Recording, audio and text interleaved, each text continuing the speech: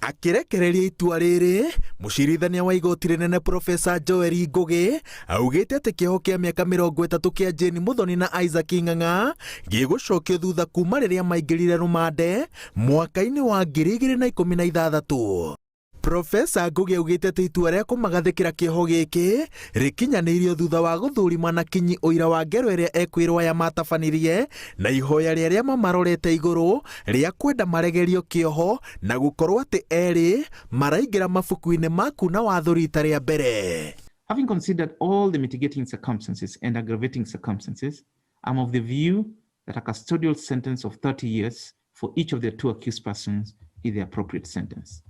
Consequently, in my view, a fit sentence that properly balances the mitigating circumstances with the aggravating circumstances is a sentence of 30 years imprisonment for each of the two accused persons. And I, accordingly, sentence each of the accused persons to that period.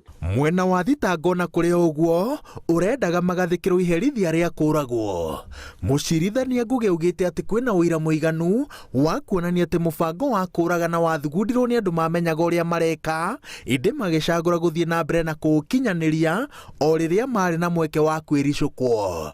Ngugi anyitiriire ati uira wothe wonanitie ati Muthoni ni mutumia urari na marakara ma kwirihiria thutha wa gwikwira muthuri wake ni umaga nja wa kihiko. There is no question that the circumstances of this murder are indeed gravely aggravating.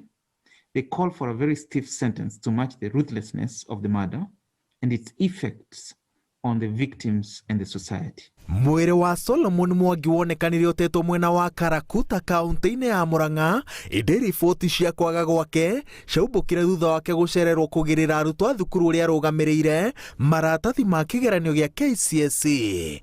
Uthuthuria wa mwiri wake wonanitie ati oragitwo na njira ya guitwo thutha wa kugonio na ndawa.